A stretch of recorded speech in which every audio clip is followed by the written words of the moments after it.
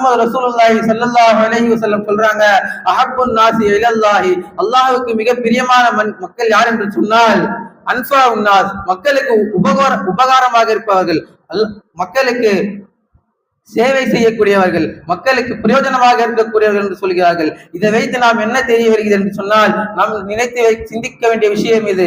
தொழுகை தொழுவது இபாதத், நோன்பு வைப்பது இபாதத், ஜகாத்து கொடுப்பது இபாதத், ஹஜ்ஜி செய்வது இபாதத்.